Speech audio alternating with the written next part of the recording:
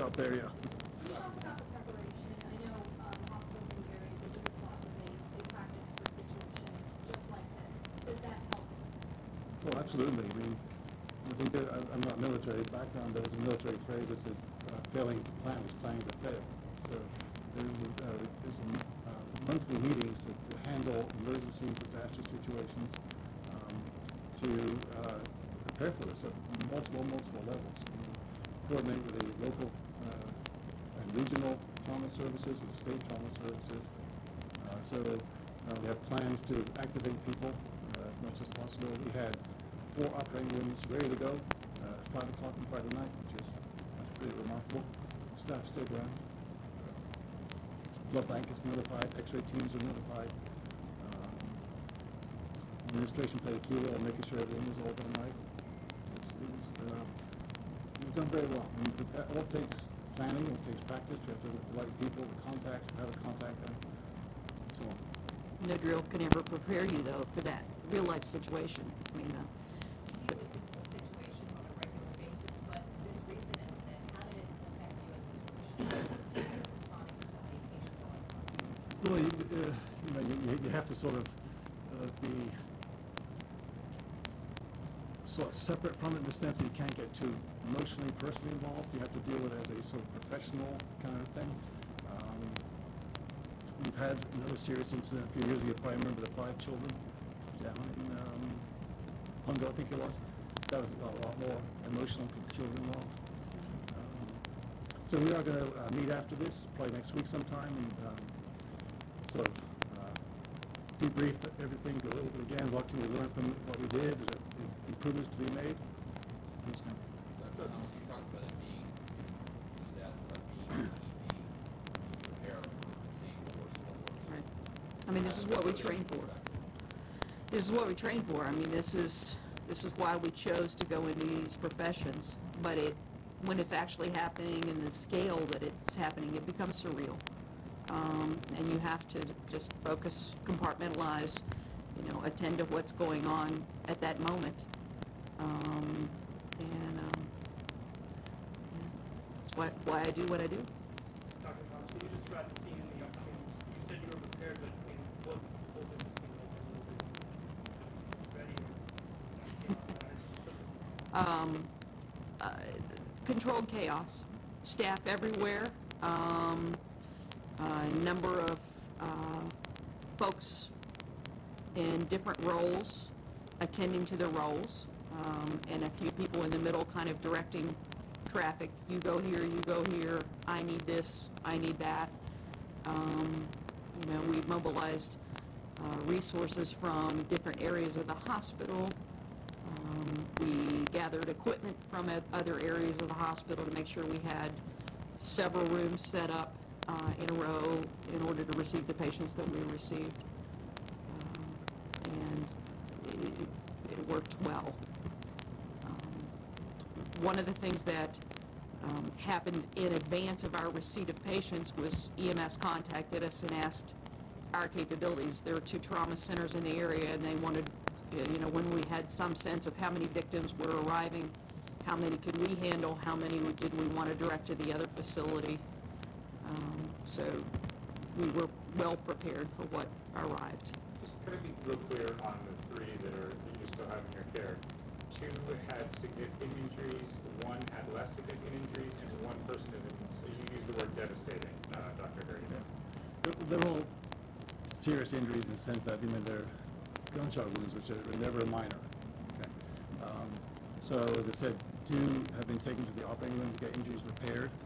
1 is probably more fortunate, and hopefully that patient will have a full recovery. That's not clear as of this very second, but did not require urgent or operations to repair injuries. He's got, since very, very lucky with all this, but he got lucky, and the injury was, about sort of exaggerating a little bit further over, he probably wouldn't be here today. Clarification on the 2 that unfortunately passed. 1 died immediately. Did they receive any care, or did they pass before any care was even rendered to them? I have to check with the chief here. Okay. I'm curious if any of the patients that arrived here were able to speak to you anything about the experience or anything you could share with us? No, and it really is not a time for us to ask that. We want to know their medical history, what's wrong with them.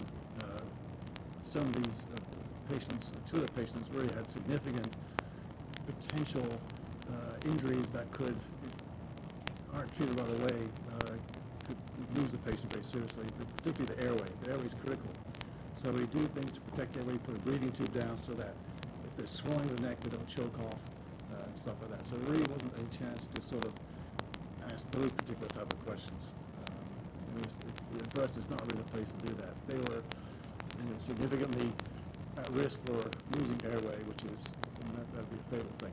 I would also, I'm sorry, I would also say that probably would distract from our ability to focus on the issue at hand. I think that, in the initial received patient, that's not a good time for us to be asking questions about the situation. Where were the gunshot wounds? Can't talk about that. Are any of the patients in a state to be released? No, I'm not gonna talk about that. That's prognosis and can't get into that. The HIPAA laws are very, very tight. We just can't say those kind of things. It's federal law mandates that. Dr. Thomas, if you could you describe the first 30 minutes from when you're receiving the patients? First 30 minutes. So the first awareness we had that there was an incident occurring came from the police that were in the emergency department. We have an on-duty policeman, and so kind of a heads up that there was an active shooter. And so the first 30 minutes was almost all preparation. It took a while to stabilize the scene, to get the patients transported. And so we had at least 30 minutes of lead time before we received that first patient. Once we started receiving patients, it was a sort of a divide and conquer scenario, that we had physicians in each trauma room, we had staff in each trauma room, and we focused on our particular patient and making sure that they had the resources they needed and were stabilized. And the trauma physicians sort of were aware of every patient and, making decisions about who needed to go where next, who needed to go to the OR, who needed to go to the ICU, and how to transition them through the emergency department.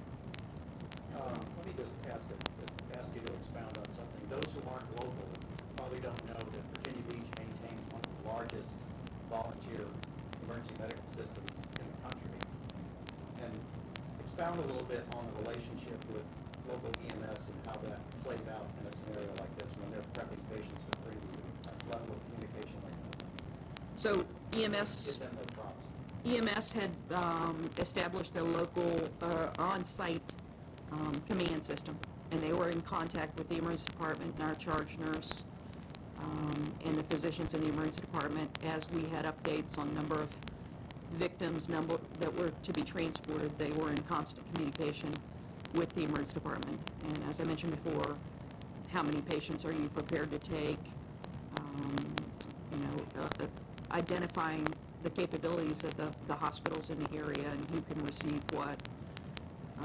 We were able to, through that EMS response system, divert non-trauma ambulances from our facility to other non-trauma facilities for the time period that we were receiving the trauma victims, so that we could focus our resources entirely on the trauma situation.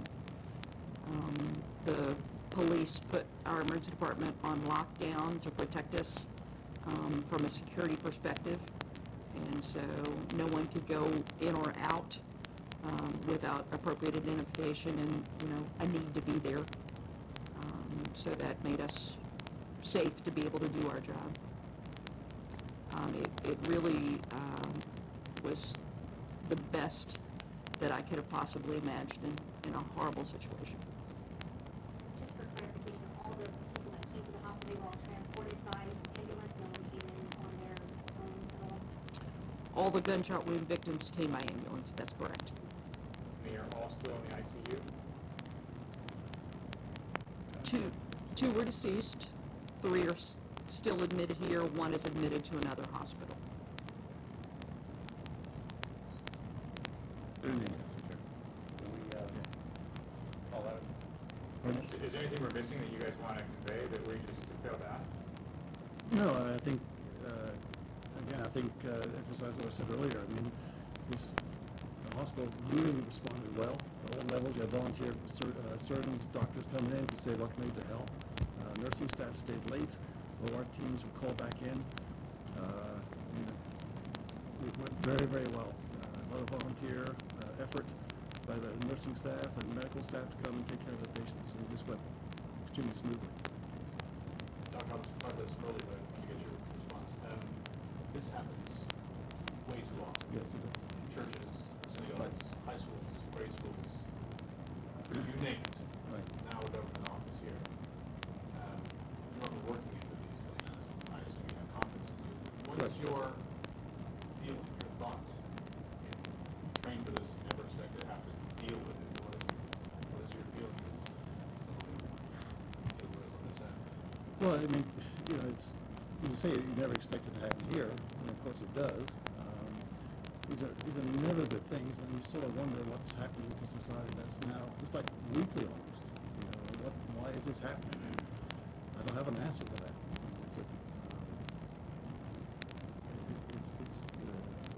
It's disheartening to see it. I mean, there's just how many shootings last week, and a shooting in Chesapeake recently. Senseless, it's tragic. Yeah. It's, and as much as Virginia Beach is a city, it's got a small town heart. This is taking a toll on our community. This is our friends or neighbors. And from the hospital's perspective, we all have a beginning and an end to our responsibility, but this is something that will continue to affect the families, the victims, the community for a very long time. Did you guys talk to the families after you cared for the victims? Or you guys personally did? I personally didn't, since I was more sort of the triage aspect of it, but the other doctors certainly have done that, of course. Yeah. I have not. Physicians are actually involved in the hands-on, absolutely spoke to the families. Yeah, But I wasn't sure some if you guys perspective. treat the victims and then talk to the families afterwards.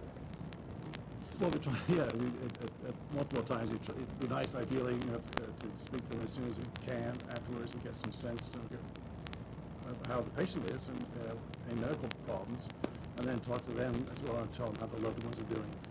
And surgeons will talk to families after surgery, of course, let them know what's going on, try and get some sense of what the prognosis is.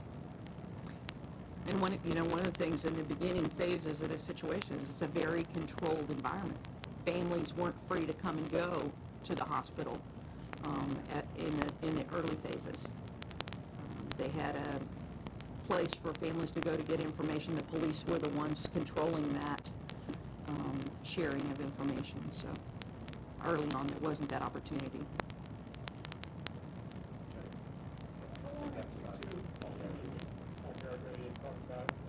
You haven't seen something quite like this in your career. How long have you guys been doing your jobs for? 20 years for me. Like 35 plus. 35 plus. How much of that time was spent here? 30 years in the fall. And I've been here 20 years. Okay, well, we finished. Thank you all very much. Thank you. Thank you very much. Thank you. Thank you.